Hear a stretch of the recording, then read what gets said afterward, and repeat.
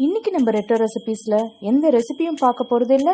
என்னோட பூஜா கேபினெட்டை நான் எப்படி அரேஞ்ச் பண்ணி வச்சுருக்கேன் அப்படின்றது தான் பார்க்க போகிறோம். வாங்க பார்க்கலாம். இந்த பூஜா கேபினெட் உள்ள நான் என்னெல்லாம் வச்சுருக்கேன், எப்படி ஆர்கனைஸ்டாக அரேஞ்ச் பண்ணியிருக்கேன் அப்படின்றது தான் நம்ம பார்க்க போகிறோம்.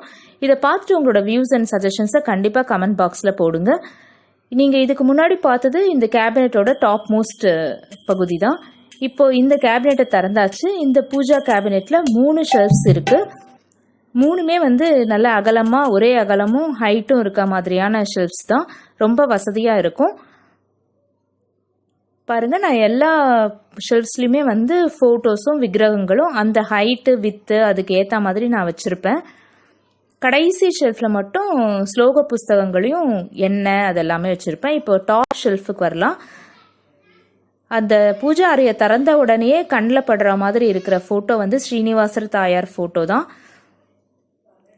இதுவும் ரொம்ப வருஷமாக இருக்க ஃபோட்டோ. அதுக்கு லெஃப்ட் சைடு பார்த்தீங்கன்னா ஆண்டாளோட ஃபோட்டோ இருக்கும். அதோட லெஃப்ட் மோஸ்ட் சைடு வந்தீங்கன்னா காயத்ரி தேவியோட ஃபோட்டோ இருக்கும். இது எதுவுமே நான் அந்த ஸ்டாண்டில் ஆணி அடித்து மாட்டலை. ஸோ பூ வைக்கிறது எடுக்கிறது எல்லாமே எனக்கு ஈஸியாக இருக்கும். மாலையாக சாத்தினாலும் அந்த ஃபோட்டோவை இப்படி எடுத்துட்டு சாத்திட்டு அதிலே சாட்சி வச்சிருவேன். கீழே இந்த தட்டில் பார்த்தீங்கன்னா குபேர லக்ஷ்மி விளக்கு, அஷ்டலக்ஷ்மி பீடம், அன்னபூரணி, லக்ஷ்மி, ஒரு மயில் அகல் இருக்கா மாதிரி ஒரு விளக்கு எல்லாமே வச்சுருப்பேன்.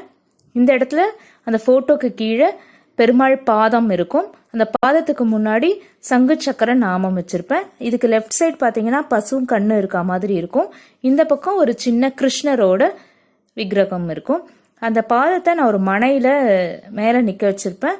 அதில் கிழமை கோல ஸ்டிக்கரே ஒட்டியிருக்கேன். அப்படியே ரைட் சைடு வந்தீங்கன்னா ராமர் பட்டாபிஷேக விக்கிரகம் இருக்கும். அதுக்கு கீழே ஆஞ்சநேயர் விக்கிரகம் ஒன்று இருக்கும். இது என்னோட மாமி எனக்கு கொடுத்தது. இது ரொம்ப வருஷமாக, கிட்டத்தட்ட ஒரு 50 வருஷமாக இந்த விக்கிரகம் இருக்குது. அதோட வெயிட்டும் அதோட முக அமைப்பும் இப்போ அந்த மாதிரி நமக்கு கிடைக்கவே கிடைக்காது. ரொம்ப அருமையாக இருக்கும். இதுலேயும் நான் ஒரு பெருமாள் பாதமும் துளசி மாடமும் வச்சுருக்கேன். இதுக்கு பேக் சைடு பார்த்தீங்கன்னா கிருஷ்ணர் ஃபோட்டோ, அதாவது பெருமாள் தாயாருக்கு ரைட் சைடு கிருஷ்ணர் ஃபோட்டோவும் அந்த ராமர் பட்டாபிஷேகத்துக்கு மேலே ஆஞ்சநேயர் ஃபோட்டோவும் இருக்கும். அது சஞ்சீவனி மலையை தூக்கிட்டு போகிற மாதிரி. இங்கே தான் நான் விளக்கேற்றுவேன். இந்த இடத்துல ஒரு சங்கு ஷேப்பில் ஒரு தட்டு இருக்கும். அதில் நான் 2 கிருஷ்ணர் விக்கிரகங்களும் ஒரு பசுமாடு விக்கிரகமும் வச்சுருப்பேன்.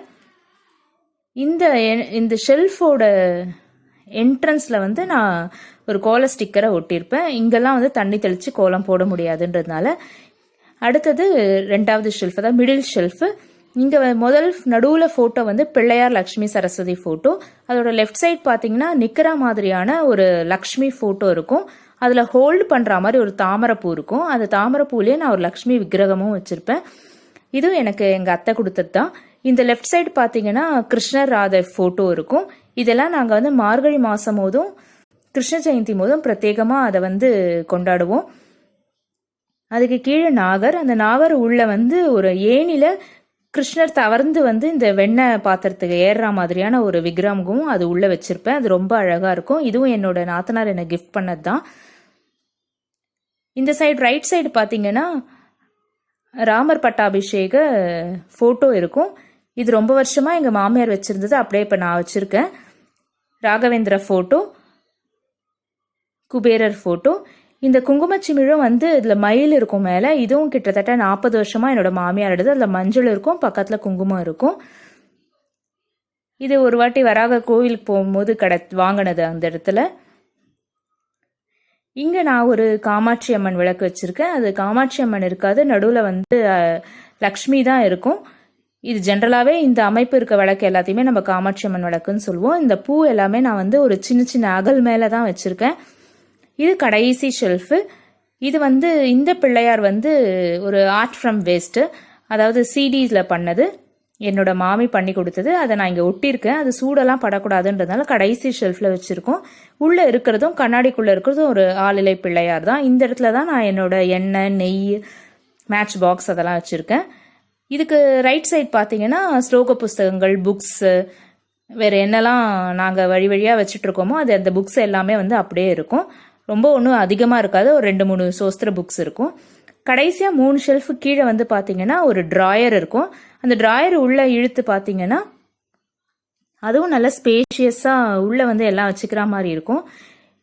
இதில் வந்து நான் இந்த சில டப்பாலெல்லாம் வந்து இந்த ஊதுவத்தி, கற்பூரம் இதை தவிர்த்துட்டு மற்ற என்னெல்லாம் இருக்கோ அதெல்லாம் செக்ரிகேட் பண்ணி போட்டு வச்சுருப்பேன். மஞ்சள், குங்குமம், பாக்கு, திரி, நூல் திரி, இந்த மாதிரி எல்லாமே. ரொம்ப ஹானஸ்ட்டாக சொல்லணும்னா இதை மட்டும் நான் இன்றைக்கி அரேஞ்ச் பண்ணேன். ஏன்னா சில பாக்ஸஸ் இந்த மாதிரி அரேஞ்ச்டாக இருக்காது, திறந்து இல்லை திறக்காமல் மூடியும் இல்லை நகர்ந்து போயும் அந்த மாதிரி இருக்கும். சந்தனம், மாங்கல்ய கயிறு எல்லாமே இருக்கும். கோவிலுக்கு போயிட்டு வர பிரசாதம்லாம் வந்து சிலது குங்குமம்லாம் அந்த குங்குமச்சிமிழில் சேர்த்து வச்சுப்பேன். அப்படி இல்லைன்னா அந்த பொட்டலத்தை அந்த பாக்ஸில் போட்டு வச்சுப்பேன். இது நம்ம அந்த தூப சாம்பிராணி கூட வர அந்த தட்டெல்லாம் அதில் போட்டு வச்சுருக்கேன். இது வந்து லக்ஷ்மி அர்ச்சனை பண்ணும்போது யூஸ் பண்ணுற காசு, அதை தனியாக தான் எடுத்து வச்சுருப்பேன். எப்போ நான் லக்ஷ்மி அர்ச்சனை பண்ணுறேனோ அப்போ மட்டும்தான் அதை எடுத்து யூஸ் பண்ணுவேன். அது இந்த ட்ராயர் உள்ளே தான் இருக்கும். இது நான் இந்த ட்ராயரை வந்து நல்லா புஷ் பண்ணி புல் பண்ணலாம். இது வந்து ரொம்ப கம்ஃபர்டபுளாக நமக்கு நெய்வேத்திய ட்ரே கொடுத்துருப்பாங்க. இதுவும் அழகாக புஷ் பண்ணி புல் பண்ணலாம். நல்லா அகலமாக ஒரு இலை போடுற சைஸுக்கு அது இருக்கும். அதுலேயே நான் கோலலாமும் போட்டுப்பேன். அவ்வளோதான், என்னோட பூஜா கேபினெட்டோட ஆர்கனைசேஷன் முடிஞ்சு போச்சு. இது எப்படி இருக்குது அப்படின்ற கமெண்ட்ஸை நீங்கள் மறக்காமல் கமெண்ட் பண்ணுங்கள். இன்றைக்கி நாங்கள் எங்களோட பூஜையை முடித்தாச்சு. இன்றைக்கி நெய்வேத்தியம் திராட்சையும் துளசி தீர்த்தமும் தான். இந்த துளசி தீர்த்தத்தில் துளசி, பச்சை கற்பூரம், ஏலக்காய் எல்லாமே இருக்குது. இந்த கேபினெட் அரேஞ்ச்மெண்ட் ஆர்கனைசேஷன் வீடியோ உங்களுக்கு பிடிச்சிருந்ததுன்னா லைக் பண்ணுங்கள், ஷேர் பண்ணுங்கள், கீழே கமெண்ட் பண்ணுங்கள். மறக்காமல் சேனலை சப்ஸ்கிரைப் பண்ணிக்கோங்க. பக்கத்தில் இருக்க பெல் பட்டனையும் ஆன் பண்ணிக்கோங்க. தேங்க்யூ.